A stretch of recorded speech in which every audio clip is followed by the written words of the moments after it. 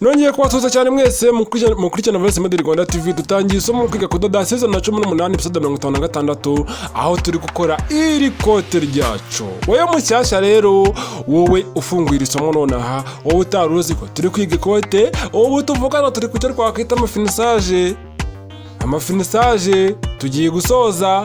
Dutangiye ino episode, ibaze ko twatangiye kuri episode ya mbere tugeze kuri 50 na turi gusatira ku musozo. Episode zisigaye kujya tujye kuri final ninye cyane, nongeye ndikubwira ngo ninye cyane. Narakwiye gutuzasoreza muri 50 na. Ikote ryacu ni ringiri, imbere waribonye, inyuma ngiri, amaboko ngariya, dore sasa ikote ryacu rirangiye rimeze neza. Nukuvuga ngo twasojeje ubushize hehera mu nyibutsi nimba ari kuyikora, akashobora kuba ari kuyikora. Kaze turabireba mukanya tubigeraho, kuko mukanya amaze gukora iribaya, rero ntago rero njya gusubira nyuma ngo ndabanagarukye, kuko ninjye mba narabikoze mba mbizi aho byahera hose nasobanura. Ushaze kuvuga ngo niyo wantunguruka tukambwira ngo wenda no urugero ugahita ntunguza wenda nko hagati na hagati, nahita mbagusobanura ko ninjye mba narabikoze mba mbizi. Rero ibi biba bigiye kuza byose magomba kubisobanura, se bya bintu ngo mbaza kujya kuripita ngo mbaze bisubiremo mbere yuko njya kubikora. Reka ni ibintu biba bindi mu mutwe, niyo mpamvu ibintu nk'ibi ngibi bisaba ngo bibe bikurimo. Sasa rero nta gutinda incamake, gufata ibipimo narayo bigishije, ibipimo ko babigabanya n'amakote narayo bigishije, twagiye gushushanya. Ibi byose mwarabikoze muri episode ya mbere. Ibyo gukata byose bira muri episode ya mbere. Episode ya mbere iba ari ugukata gusa. Episode zindi bari kugenda munatiranya akantu ko kandi. Hano twarashushanyije n'amadekupe, byose mwarabibonye, twaranabikoze. Ibi byose twarabikoze. Ibi byose byo gukata dekupe twarabikoze. Tujya gutera ipasi rikomeka, icyo twita virusi n'ibiheri na cyigore, byose mwarabibonye. Nyuma yaho tujya duteranya duhuza amadekupe, ibi byose mwarabibonye ukuntu bateranya akantu ko kandi. Turakomeza turateranya, nkubwira amategeko yo guteranya dekupe ko ugomba guhera hasi ari itegeko. Nyuma yaho tujya kudubura, byose mwarabibonye. Twifashisha udufashe twacu, mwarabibonye. Dutobora imifuka, mwarabibonye. Nyuma yaho sasa rero irikora nibyo turiho. Nyuma y'ikora haraza kuza ibipeso, tube turasoje neza ibintu bibiri nibyo bisigaye kugira ngo dusoze. Irikora nibyo turiho, tugiye kurisoza, duhurizeho ibipeso duhite kudusoza. Ubwo se urumva tutagiye gusoza koko? Tugiye gusoza pe, nukuri shaka nabatangariza finale ryari. Ariko uko byamera kose, hagati y'ejo ku cyumweru no ku wa mbere cyangwa se ku wa kabiri, nimba ejo ntazakora amasomo, urumva ko hagati yo ku wa mbere no ku wa kabiri rwose tuzasoza iri kote ryacu, kubera ko hasigaye ama episode sangahe? Ntayo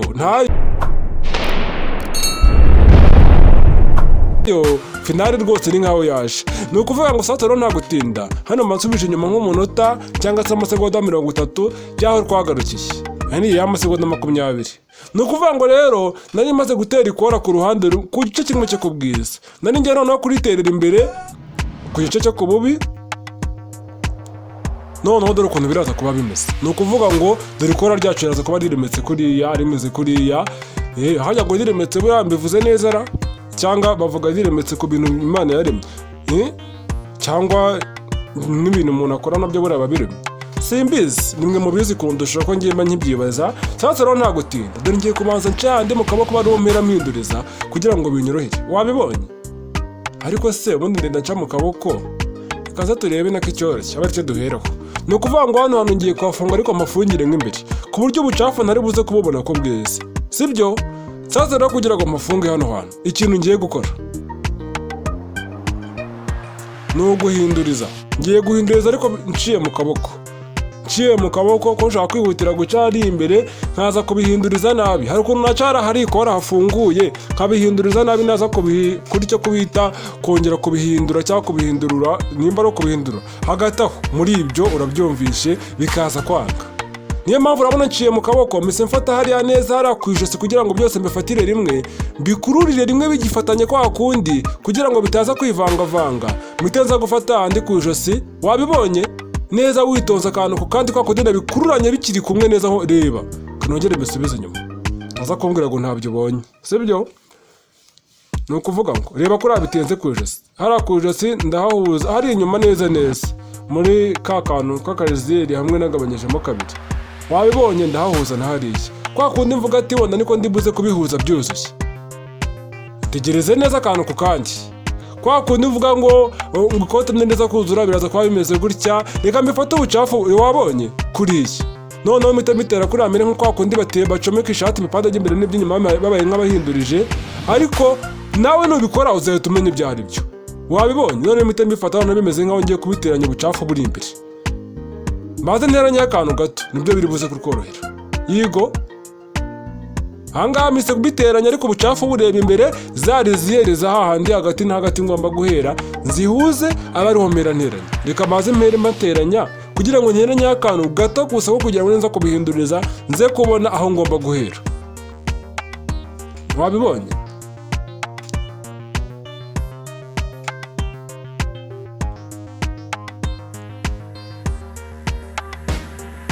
Aha, ni ibi ngibi. Nkomeze ngende se? Kankomeze ngende. Reka ngarukire hano da, maza kumbwira ati ko nihuta cyane ndi kujya he kandi ndimo ndabasobanurira. Sasa rero nyuma yo guteranya hariya, none nongere mpindure. Nimara guhindura urabona ukuntu byahise byiteranya hariya. Dore ni ibi ngibi nshaka. Nibura hejuru mbone itangiriro ryo kuza kuhateranya. Sasa rero hari ahandi hasigaye. Ndahinduriza ngende materanya. Wabye ukuntu mise mahinduriza kuriya. Urabibonye? Kuko uruhande rumwe nshaka naruteranya bitagombereye guca mu kaboko. Wenda urundi ruhande nkaza guca mu kaboko kuko aba ari uruhande rwa nyuma ndi gufunga. Kuko ndamutse nciye hariya nahafunga se gute? Ni nko kujya gutera ngo urobanire ahantu ngo uri nko guparata inzu, babyita guparata abantu bo mu cyaro. Abantu bubaka inzu z'ibiti baba babese. Nanjye buriya nazubatseho kera nkiba mu cyaro.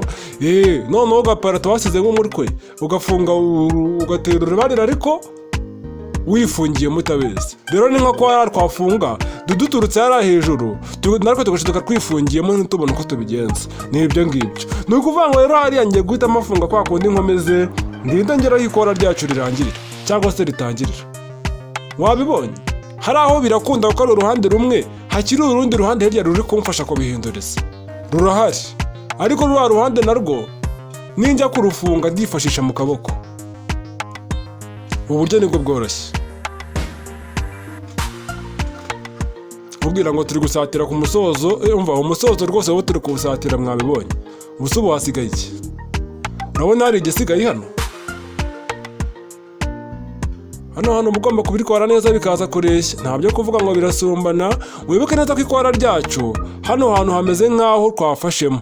N'ubundi ndagendera kuri rwa dodo na system cyagiye bwa mbere, aba ari rwo ndambikaho igipande cyacu cy'inyuma ku bubi kuri rwa rudodo hejuru yarwo kugira ngo abeho nongera gucisha. Ntabwo wihutire kujya kureshyeshya kuko urabizi neza ikora ryacu ahagana ku ruhande aho rirangira twafashemo harimwe n'igice. N'ubundi ku gipande cy'inyuma hamwe hacu urudodo ku cyo twabanje imbere gucomeka hariya. Niho n'umundi bucisha urudodo kuri iki ngiki kugira ngo hose mfate nk'amakutire angana. Wabibonye? N'ubundi ikora ryacu haraye rimeze nk'aho ritebeyemo. Noneho ninza guhindura dore n'ibiriye. Abonye ukuntu bakora ikora ry'ikote. Hari abantu mise mbyibuka. Hari umuntu wanyandikira arambwira ngo ikora rimeze kuri ku ikanzu ngo narikora gute? Ni ikora rimeze nk'iri ngiri ryo ku ikote ariko rikajya ku ikanzu. Bijya bishoboka cyane abantu bajya babikora. Ni ukuvuga ngo narakubwiye ati kurikirana ino somo ry'ikote uzabisobanukirwa kubera ko ntabwo nakora video kuyikora gusa kireka ariyo kanzu dukoze kandi nako kuyikora no gutegura. Nimba ubona ari ibintu byihuta ukeneye cyane uyikoreshe nkuko n'abandi bajya bacishamo bakikoreshereza mu modeli bashaka. Nawe uyikoresha uvuga ati nkoresheje rino somo kandi n'abandi ribasangiza kuko hari n'ayandi nabo baragiye wiga hano abandi baba baragiye bakoresha nawe ukayigiramo. Niyo mpamvu nawe iryo ukoresheje urisangiza n'abandi. Hari babwa ati twacyari muri promotion mu gihe ataraza website neza bizajya ku rundi rwego. Sasa rero wabonye ikora ryacu ukuntu ribuze ko rimeze nyuma nidusoza ariko ntabwo gutyo wabibona. Mbega gutyo ntabwo wapfa kubibona. Reka nikomereze tuzabibona neza umuntu yambaye cyangwa turi gutera ipasi tubigorora. Hari ahantu nyine ntabwo ariko bikuruye. Hari ahantu utaza kugira ngo birakuruye hariya. Ni ukuvuga ngo akantu k'agapasi gahita kabikemura nta kibazo. Kuko n'ukuntu ikora reba rikoze hari ukuntu ritera ko ukabona wabyishe. Ariko nyine hari aho ndabona wagira ngo nshaka nahaca nkamera nkaho tuntu k'udufuro twashatse kuzamo mera nkaho ndukuyemo. Bivuze ngo ndasa n'urekuramo akantu gatoshye. Yego hari ukuntu mba nafashemo kutire nkamera nkaho nyikuruye cyane hariya bigashaka guteza ikibazo. Ariko reka make mene nkaho tuntu k'udufuronsi nyine dusa nkaho dushaka kuza muri kwizinze mene nkaho ndukuyemo. Ndabizo bari abantu bagiye kuvuga ngo ngari musakora amakosa cyane rwose. Anigende oya ariko abarimu benshi bashaka kwihagararaho baravuga ngo mbikoze ku bushake kugira ngo nabyo mbibigishe ko bibaho. Abanyeshuri mugahita museka. Noneho hano njye nta kibazo byantera nishaka nkora amakosa. Erega nakubwiye ngo mfite uburenganzira bwo kuza nkabikatinga ntunabibone. Rero jya wibaza impamvu mba nakoze amakosa nkanabigaragaza. Ni ibintu nabyo mba nakoze kuvuga ati reka mbikore mubibona. Ni ukuvuga ngo hari ahantu ngabanyije he igipande cy'imbere kiri gushaka kubaho kinini kikazanamo furonse. Ngiye hahandi mba naragitangije nakita mu rutugu ngabanyijeho akantu gato cyane kugira ngo ziriya furonse zitazamo. Ahantu ngabanyije ni ukuvuga ngo igipande maze guteraho mu kanya kiri kumera nk'aho kiri kuzana nk'utuntu tw'uduforonse kiri kubaho kinini. Rero kugira ngo navuga ngo none se kuki kimera n'ikinyuma bitangana, hari ukuntu umuntu ajya kuringaniza ukaringaniza ureba ku bwiza kandi koko niho twarebaga imbere ku bubi. Nta nubwo buriya niba visionite na kode uburiri irimo neza iri ku murongo nk'iyo ku gipande cyo ku bwiza akenshi upfa kuringaniza. Rero hari igihe usanga nka doburire ari ahantu winjiyemo cyangwa se utinjiyemo ugasanga mu iteranya hari aho doburire ishatse kuruta igipande cy'inyuma, bitewe nuko doburire n'abandi n'agatambaro korohereye hari n'igihe kanakurura ukuntu, ariko ntabwo gakurura ntabwo stretch birimo ntayo. Ariko nyine ibyo bintu bikunda kubaho mu gihe cyose bikubayeho. Genda ugabanyeho akantu gato hano ku rutugu. Urumva ko aya makosa nubwo rwose aba abayeho, ariko ibi ngibi muba mukeneye nabyo kubimenya. Uba ukeneye kubimenya kubera ko mu gihe byakubayeho se uzabikemura gute. Niyo mpamvu akenshi nshaka navuga ngo mbikorewe ubushake kugira ngo mujye mbibigisha. Ariko ntabwo amakosa nayiteye ku bushake, ariko nabwo Imana ishimwe ko abayeho nabyo ndabishimye kubera ko hari ibindi najya mu bimenyeyemo, kuko bishobora kuzakubaho ndetse bikubayeho wabikemura gute. Gusa hagana ku bwiza uba ugomba kuhitondera ko haba hari ku bipimo mu gihe habaye hanini ntabwo wajya kuhagabanya, ahubwo wajya kongera doburire ariyo. Ni ukuvuga ngo ibintu byose wahindura bihindurire ku kidubuzo. Ku bwiza uhitondera ushobora kujya kwihutira kujya kuhakora ugasanga ugiye kwangiza ibipimo by'umukiriya cyangwa uhangiritse byinshi. Niyo mpamvu doburire yaba nini yaba ntoya bari ujya kongera cyangwa uyigabanya. Nyuma yaho ndongera mpindurize nka kwa kundi mpite nteranya kwa kundi nk'uko byari bimeze. Noneho biriya bintu bimeze nk'ibiforonse biraza guhita bivamo. Dusatira ku musozo noneho ngiye guca agahigo umuntu wa mbere wigishije ikote akantu ko kandi nkarisohora hano ku rubuga rwose. Ibi ni ibintu bitangaje cyane, ntabwo ari ibintu umva yewe gusa nyine buriya hari ikintu bita website yaba iri somo ariho wenda naba nararisize, kuko website ndimo ndapanga ko ndimo ndayubaka gahoro gahoro kugira ngo bari izajya ijyaho amasomo agiye atandukanye, kuko iba yihariye ukwayo ku buryo umuntu anyinjiramo akabona ibyanjye gusa byinshi byonyine. Hano kuri YouTube hari ujya kureba isomo ukabona n'abandi bagiye bakora andi mavideo yo kwitambika ukajya mu bintu byo gucagura urobanura, ariko website buriya yumva ikintu cyose kiba kirimo kiba ari ikintu cyanjye gusa. Murabizi ukuntu biba bimeze, abantu mujya musura website y'abandi bantu mukabibona ibyashyiraho nyine nibyo usangaho. Ntiwasanga ngo runaka yakoze isomo ngo arishiraho ngo ibiki ngo wenda nshakishije isomo mbonamo n'ayandi, ubwo nyine nimba ari website yanjye wagiyemo urabonaho ibyanjye gusa. Rero umunsi nayisizeho urumva ko tuzajya mu rundi rwego rw'ayandi masomo. Ntabwo ari ibintu bizaba byoroshye kubera ko ibintu byose ni ibishoro. Inkunga noneho zizaba ziri mu kazi, birumvikana ko nzaba ndi gushora cyane kugira ngo twubake urwo rubuga, ko uru rubuga ruzaza rwisumbuye kuri YouTube. YouTube naho ni sawa, ariko website noneho izaza ari akarusho kubera ko nta hantu umuntu azajya yinjira akabona ibintu byose yifuza byose ku murongo, atagombereye kujya gusacinga, atagombereye groupe, byose akabyisangiramo.